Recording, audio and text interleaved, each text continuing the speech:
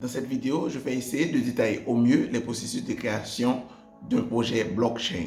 Et donc, à la fin de cette vidéo, nous verrons ensemble le code d'un simple jeton, c'est-à-dire le code d'une crypto-monnaie, mais aussi le code d'un projet de Launchpad que je suis en train de développer. Donc, d'ici la fin de cette vidéo, vous serez en mesure de lancer votre propre petit projet blockchain, mais aussi de comprendre beaucoup de choses qui vous permettront de voir les crypto-monnaies sous un angle différent. Si tu es nouveau sur la chaîne, mon nom est Elifet, étudiant ingénieur et développeur blockchain autodidacte.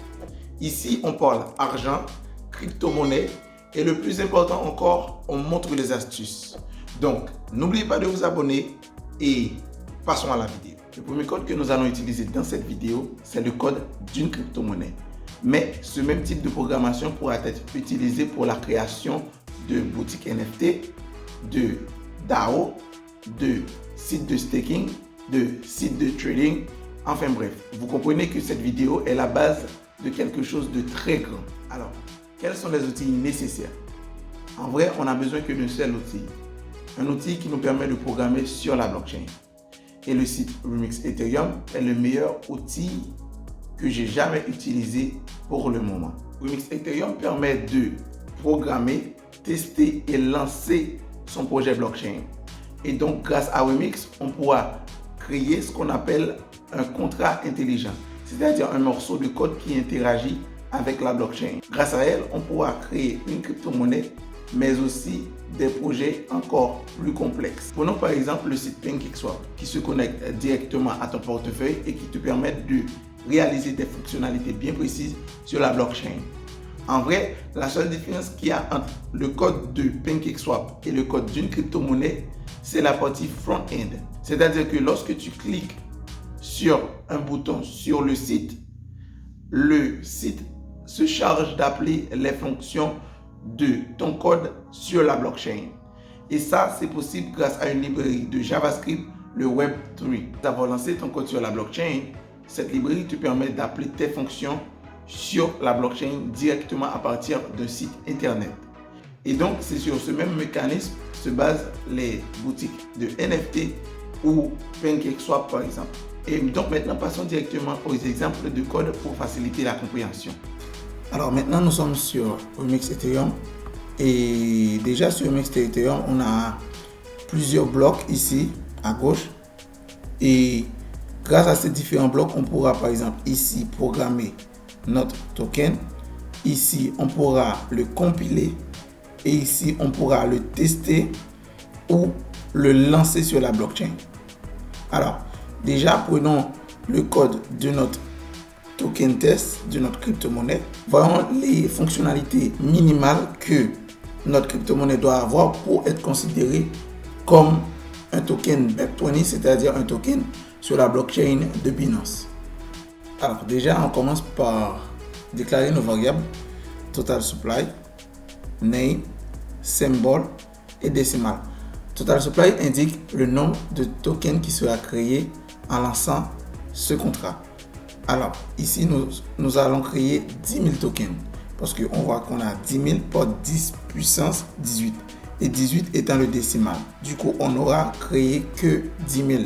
Si par exemple, on avait ici 9, décimal 9, ben, on aurait mis ici 9 aussi pour indiquer que c'est 9 le décimal et donc on aura toujours 10 000 tokens créés. Alors ici nous avons le constructeur. Le constructeur est un morceau de code qui s'exécute qu'une seule fois. Et dans ce morceau de code, tu pourras donc définir des trucs importants comme qui est le propriétaire de cette crypto ou du moins dès la création de cette crypto, qui va tout recevoir après le lancement sur la blockchain. Alors, ici, nous avons balance msg.sender égale total supply.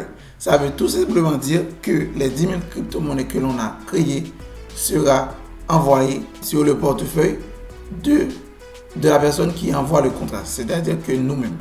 Alors, nous avons ensuite une fonction balance off qui permet de voir le montant de crypto-monnaie qui se trouve sur le compte de l'adresse qu'on va lui passer en paramètres. Et enfin, nous avons les fonctions de transfert. Après, les autres informations qu'il y a dans ce code, on pourra les expliquer plus en détail dans une autre vidéo. Mais pour l'instant, ici, ce code minimal que je vous fournis dans la description, vous pouvez déjà essayer de le tester. Alors, nous allons le compiler. Bon, là, j'ai mis la compilation automatique. C'est-à-dire que je n'ai pas besoin de faire compiler pour le compiler. Mais bon, parce que ça a été déjà fait. Mais vous pouvez faire compiler testtoken.sol. Et ensuite, nous allons sur Deploy and Run Transaction. Et là, nous pouvons choisir. Si nous choisissons Injected Web3, il va nous demander de le lancer sur la blockchain officielle. Bon, pour l'instant, on ne va pas le lancer sur la blockchain officielle. Nous allons le lancer plutôt sur la blockchain test. Donc ici, on prend plutôt JavaScript VM.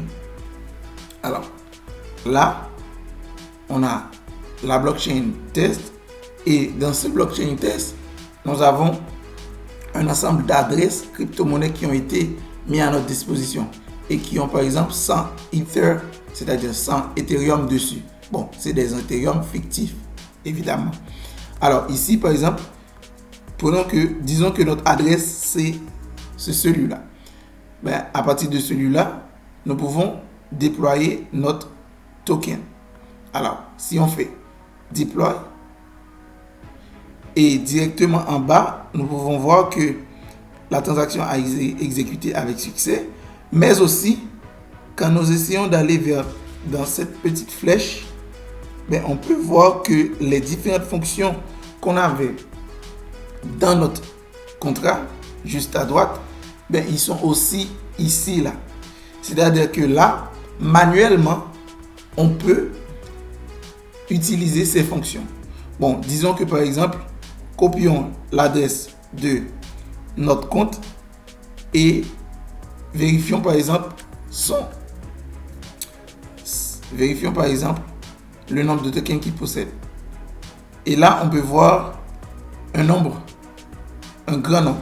Mais il faut savoir que si on regarde bien, on peut voir qu'on a 10 puissance 18 0 et là on a 10 000. Donc c'est-à-dire que en vrai, même si vous voyez un chiffre très grand, c'est uniquement les 10 000 de devant qui sont vraiment les tokens considérés.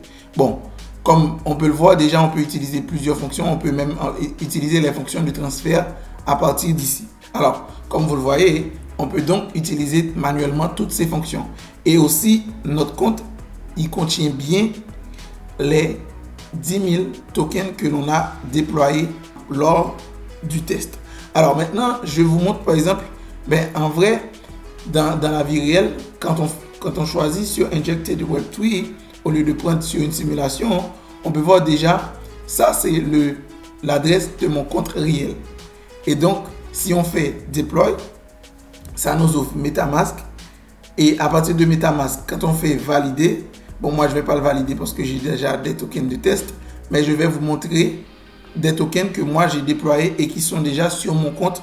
Oui, alors, je vais vous montrer, par exemple, les tokens que moi, j'ai déjà déployés grâce à ce site. Là, on est sur mon compte MetaMask. Et directement, dans les assets, on peut voir que j'ai TSC, qui est un token que j'avais essayé de lancer, mais aussi on a SBC. Bon, si vous regardez ici, après avoir lancé sur le mainnet, ce qu'on appelle, c'est-à-dire sur la blockchain réelle, vous n'allez pas voir vos crypto-monnaies comme moi je les vois ici. Ce qu'il faut faire, c'est qu'il faut aller dans Import Token et ensuite Custom Token. Et là, il faut mettre l'adresse de la crypto-monnaie. En fait, l'adresse, il faut juste le copier ici et ensuite le mettre sur MetaMask. Et après, il faut juste, on le met ici. Et ensuite, le token symbole, c'est TSC dans notre cas. Et le token décimal, on le met à 18. Et en faisant Add Custom Token, votre crypto-monnaie a été bien ajoutée sur MetaMask.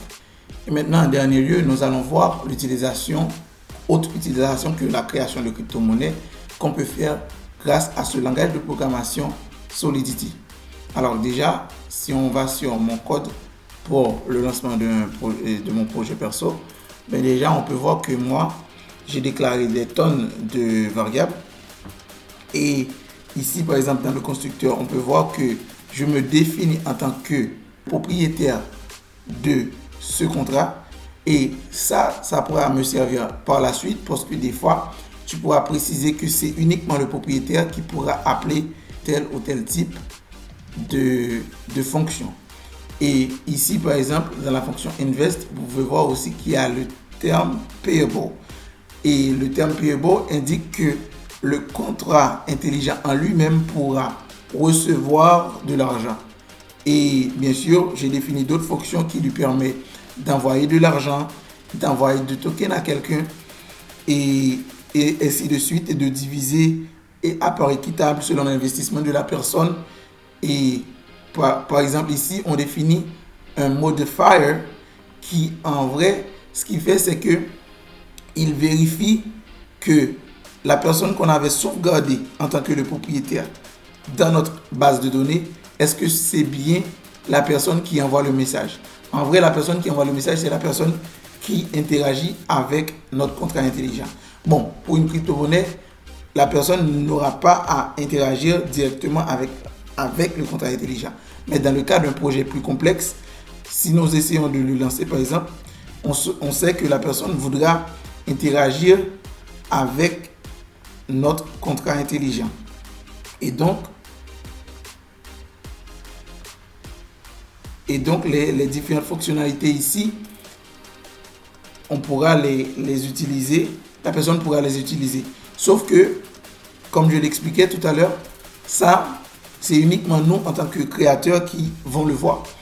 Tout ça là, on va utiliser la librairie Web3 pour, à partir d'un site internet, faire que la personne en soi, il n'y a pas besoin de venir pour lancer ce truc, pour lancer manuellement les fonctions, mais nous, on le sait que si la personne clique sur un bouton quelconque sur notre site internet, eh bien ça appelle directement les fonctions de ce truc sur la blockchain.